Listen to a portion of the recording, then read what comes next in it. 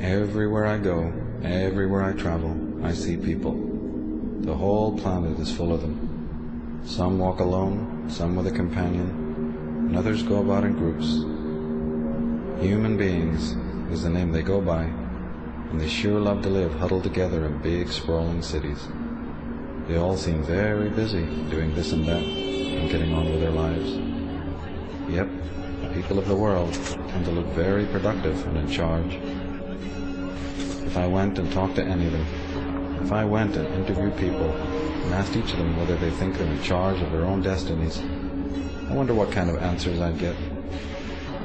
Most of them would confidently say, sure, I'm in charge of my own life path.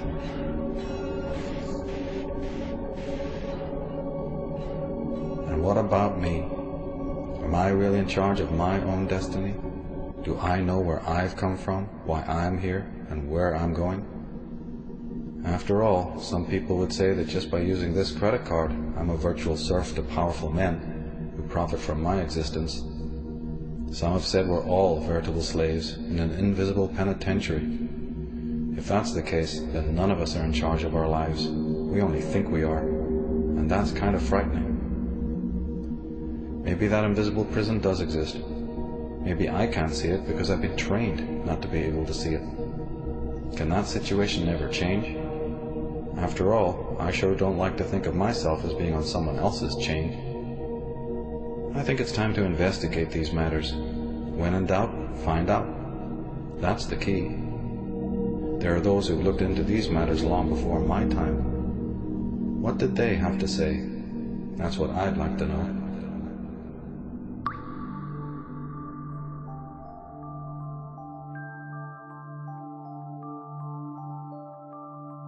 So it says here, there's an interesting caption that says, "Here stands the new man. His conception of reality is a dance of electronic images fired into his forebrain, a gossamer construction of his masters designed so that he will not under any circumstances perceive the actual or the real. His happiness is delivered to him through a tube or an electronic connection. His God lurks behind an electronic curtain. And when the curtain is pulled away, we find the CIA sorcerer and the media manipulator." Jim Keith, Mind Control, Mass Control, just one of the fine books on, the manipulation of consciousness that he did before he sadly basically was killed. He was one of the people, I think, one of few who understood that the real war is a war on consciousness. It's very important to always remember that it may have so many other permutations.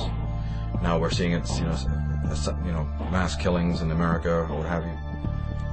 But and then all heads turn. As soon as that comes on the little media framed image, then people are shocked. And they turn to that as if it's some sort of freak phenomena or something like that. It's actually, the sad case is it's not freak. And anyone who's really studied mind control understands that mind control is ubiquitous. It's almost the question of who is not mind controlled, as opposed to who is mind controlled. It's just a difference in degree.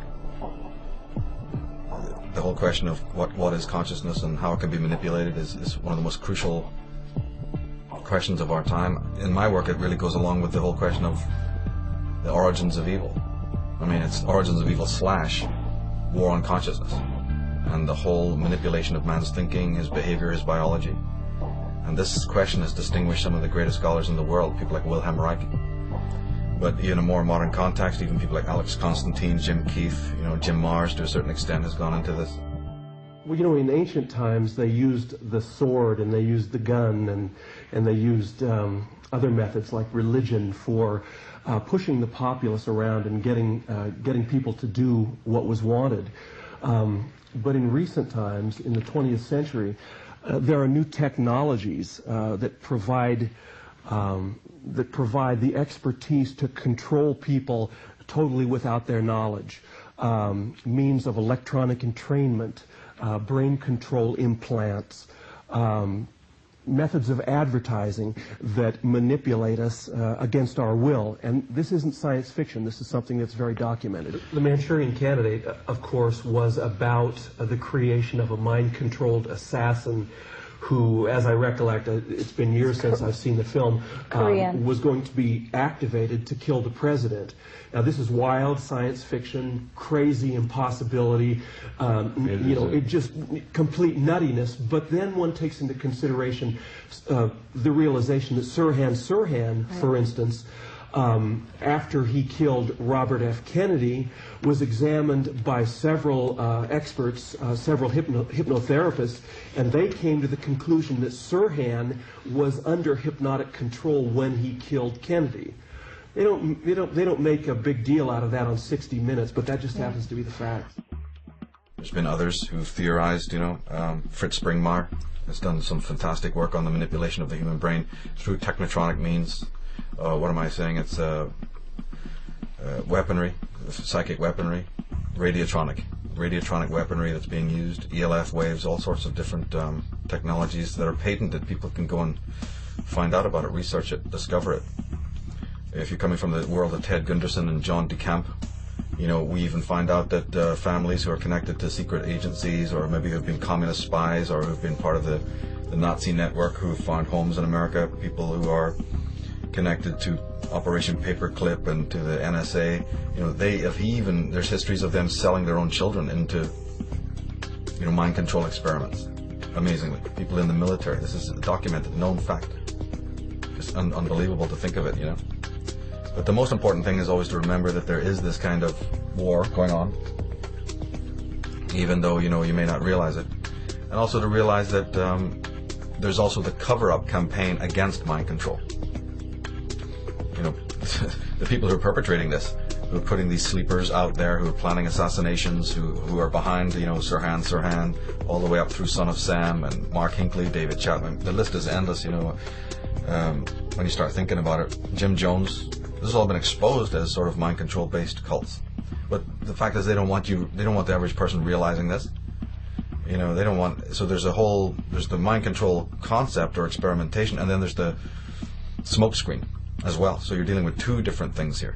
You're dealing with the fact itself, which is a very interesting study, but then you have all the rebuttal and the general ubiquitous consensus that, oh, no, there's no such thing at all. It's the lone gunman. It's the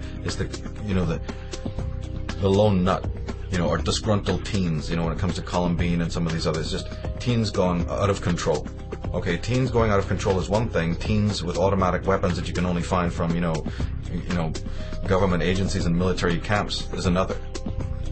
And you track back and you find out the history of these people being connected to some of these orgs and institutions and military establishments. David Berkowitz has revealed a great deal from prison about that and the elaborate Luciferian satanic networks that work with mind control on all its levels, and tying into the military establishment. This has been thoroughly documented.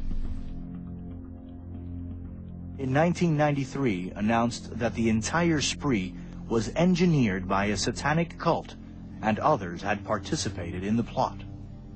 Of course, everyone had played a role as far as the chanting and the praying. Everyone had a role in that, and understanding that, this was going to be another sacrifice to our gods. Bunch of scumbags that they were. Our gods, Lucifer and his crew, and we said, yeah, this is going to be another one for you, And